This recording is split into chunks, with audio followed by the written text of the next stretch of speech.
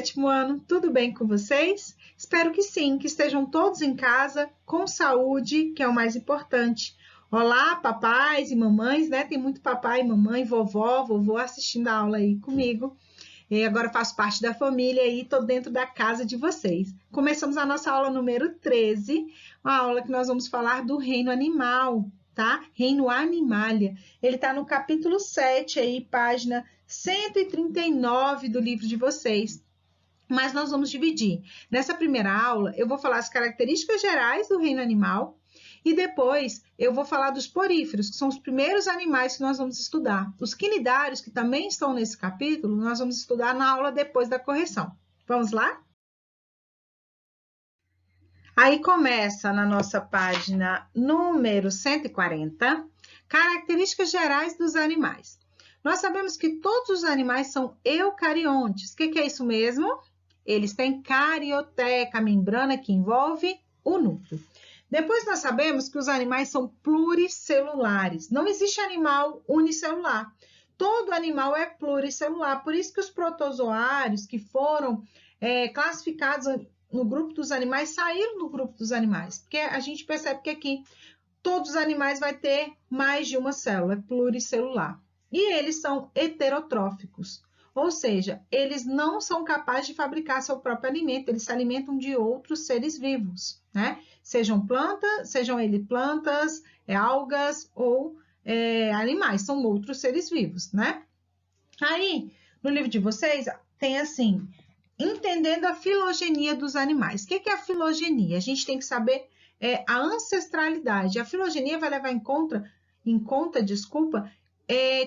de onde veio os primeiros animais. E aí tem para a gente entender o que é um cladograma, uma árvore filogenética. Olhem aí no livro de vocês, na página 140 mesmo, tem esse cladograma aqui. Vai mostrar como que a gente estuda as espécies do ponto de vista da evolução. Presta atenção, A, B, C, D e E são espécies que existem atualmente, olha aqui, são espécies atuais. Cada nó desse aqui, cada emenda dessa aqui é um ancestral que tinha as mesmas características e houve o quê? Houve uma especiação, houve uma mudança, tá? Tinha lá determinadas características, essas características se divergiram em espécies diferentes, surgiram espécies diferentes a partir disso aí. Vocês vão ver muito isso na primeira série do ensino médio. A gente vai estudar quais são os fatores que fazem que exista essa especiação, essa diferenciação. E o que prova que existiu esse ancestral aí? São fósseis que são encontrados, são características anatômicas que são parecidas com animais antigos, né? Animais pré-históricos. Então, vão ter provas disso aí. E hoje a gente ainda tem a genética, a gente tem o estudo do DNA, bioquímica, para provar aí as semelhanças. Aí, você sabe que cada nó, né? Presta atenção onde está riscando aí a caneta, é um ancestral em comum. Note, ó, esse ancestral aqui, ele só é comum de A e de B. C e D não compartilha desse ancestral. Mas aqui, ó, embaixo, a gente tem um ancestral que é comum de todas essas espécies aí, que seria o mais antigo, o mais pré-histórico, entenderam? Beleza. Como que é isso nos animais que existem atualmente? Olha só, nós vamos estudar os poríferos. São os animais mais perto aqui do nosso ancestral primitivo, do nosso ancestral comum. Nós estamos aqui, ó, nos cordados, junto com os outros vertebrados, que vai ser os anfíbios, os répteis, nós como mamíferos, peixes, nós temos também aves, né? Todos os cordados vão estar aqui. A gente vai estudar agora os poríferos, que são esses primeiros aqui que não têm, são invertebrados, ou seja, eles não têm coluna vertebral. Depois nós vamos estudar os quinidários, na sequência, plateumintos, nemateumintos, os moluscos, aí vem os anelídeos, os artrópodes e os equinodermos. A estrela do mar está mais próxima da gente, tá vendo o ancestral aqui? Do que o porífero, que nós vamos estudar agora, do que o molusco. tá? Então, a gente tem aí a nossa ancestralidade, o estudo dos animais. Ainda na página 141 tem esse gráfico aí para a gente, vamos tentar entender. Vamos primeiro entender se tem mais invertebrados ou cordados, né? Na distribuição da quantidade de animais no reino animal. Olha só o nosso filo aí. Os cordados, olha só, olha a fatia, muito pequena. A maior quantidade é de invertebrados, onde a maior quantidade dentre os invertebrados nós temos quem? Os artrópodes. Todo esse cinza aí são os artrópodes, os insetos, os aracnídeos. A gente vai estudar quando chegar nos artrópodes. Aqui, hoje, nós vamos estudar esses aqui, ó, os poríferos. Qual é o tamanho da fatia aí dos poríferos? Bem pequenininha, né? Muito pequena, perto da quantidade de outros animais, mas são importantes no ponto de vista evolutivo. Vamos lá? Tá, professora, quem são esses poríferos que nós vamos estudar? Que animais são esses? Vou colocar eles aí para vocês na tela. Reconhecer os poríferos? Para quem ainda não reconheceu, eu vou colocar uma foto, vou dar uma aproximada aqui na foto. Opa! Conheceram, né? Sim, é o Bob Esponja. Ele faz parte do reino porífero. Lógico que no desenho ele anda, tem calça quadrada, né? Tudo com a liberdade de criação do biólogo que fez esse desenho. Mas os poríferos são sésseis. As esponjas não se locomovem pelo fundo do mar, mas elas são heterotróficas, elas se alimentam como sem se locomover? Elas buscam alimento como? Nós vamos ver isso na sequência. Olha só, é assim que a gente vê os poríferos na vida real, fora do desenho do Bob Esponja. Eles estão aí formando colônias, a maior parte, todos são aquáticos e a maior parte de água salgada. Filoporífera. Essa palavra tem origem do latim porus, né? Portador de poros. Os poríferos, ou porífera, eles caracterizam um filo do reino Animalia. Os principais representantes são as esponjas do mar, né? E o próprio nome já indica que esses animais são cheios de poros, de furinhos muito pequenos, quase que microscópicos, né? E são aquáticos, onde a maior parte água salgada. A alimentação, eles vão realizar uma atividade que nós chamamos de filtração, no qual, a partir do bombear da água, né, por meio das suas paredes, do seu corpo, ele consegue reter algumas partículas nutritivas alimentares. Olha como está aí no livro de vocês. O nome porífero está relacionado ao fato do corpo da esponja apresentar poros, por onde a água é drenada até uma cavidade central, a espongiocele. Depois voltar ao ambiente por meio de uma abertura na parte superior chamada ósculo. Olha só. Tá aqui o corpo do animal, aí a foto real e aqui o esquema. Vou pegar azul para representar a água. A água, ela vai entrar por esses poros, estão vendo onde eu estou desenhando? E vai sair. Ela vai entrar, ela fica aqui na cavidade. A espongiocele, também chamada átrio, ela entra aqui dentro dessa cavidade, depois ela sai pelo ósculo. Nessa cavidade aqui vão ter células especializadas que são responsáveis por reter essa partícula alimentar. Por isso que a gente diz que eles se alimentam por meio da filtração. Então, a água passa pelo poro, deixa ali partículas alimentares, depois a água sai. Esse processo de entrada e saída também vai acontecer na hora da reprodução. Na página 143, a gente tem aí a organização corporal, né? Como que é o corpo do porífero. A gente já sabe que a água vai entrar pelo corpo do porífero, vai levar alimento, minerais, oxigênio para todas as células, né? E essa água também vai levar para fora do corpo os produtos que ele não tem mais utilidade, são resultantes da atividade celular desses animais. O gás carbônico, as excretas, né? Então, ela traz e sai o que ele não precisa mais.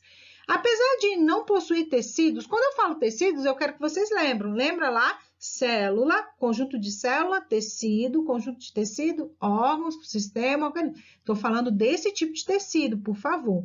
Então, eles não têm tecidos organizados, né? Mas eles vão ter o quê? Células especializadas. Tá aí a organização do seu corpo. Essas células especializadas, elas vão atuar para garantir o perfeito funcionamento do corpo. Então, ele vai ter todas as funções sem ter um tecido, sem ter um órgão. Então, ele vai fazer respiração, ele vai ter excreção, né?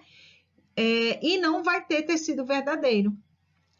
As células responsáveis por revestir o animal são os pinacócitos, né? Que vão possuir um formato achatado, são bastante unidas, né, entre si. Entre os pinacócitos, existem os porócitos, que, por sua vez, né, a função dele é formar os poros por onde a água passa. Então, revestimento pinacócitos, todo final ósseo, a gente está falando de célula em biologia e em ciências.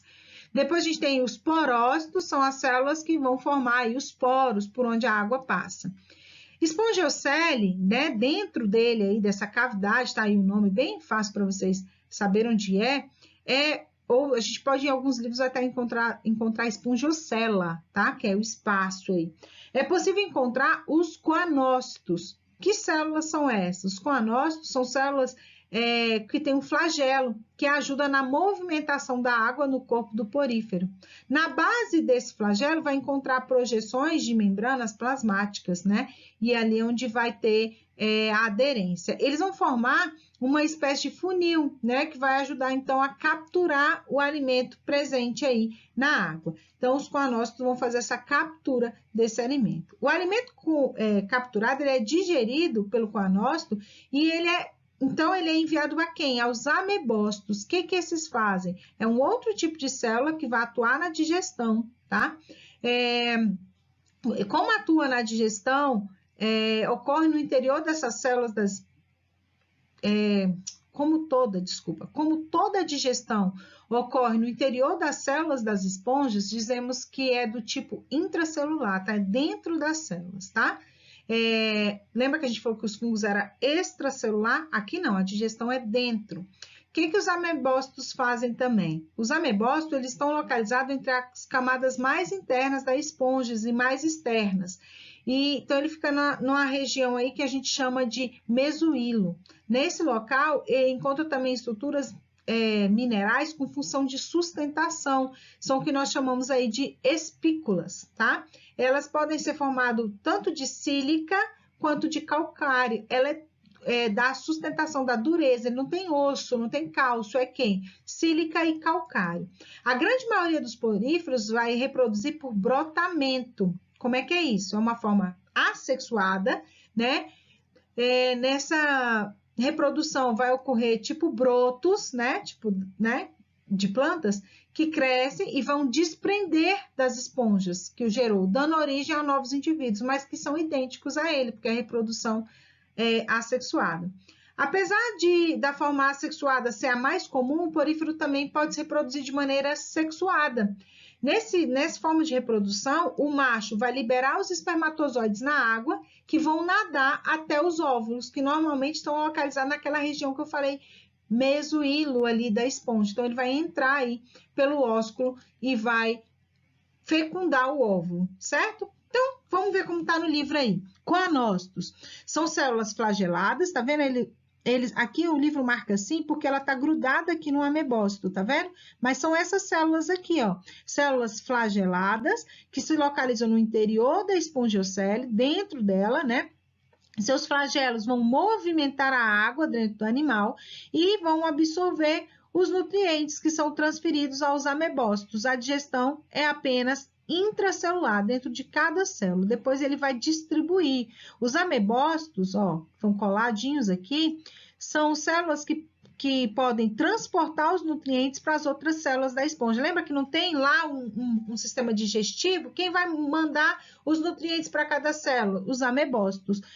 Produzir materiais para a formação das espículas, né? Através da digestão, processo da digestão, e tornar-se qualquer tipo de célula que a esponja necessita. Então, ela tem a capacidade, como se fosse uma célula embrionária. Então, ela vai transformar em qualquer célula. Os porócitos são as células em forma de rosca que estendem pela parede corporal do animal, permitindo a entrada de água para dentro do animal. Então, os porócitos formam os poros. E os pinacócitos são as células da epiderme, que são firmes, compactadas e revestem aí a parte externa do animal. As espículas, a gente já falou que dá essa sustentação.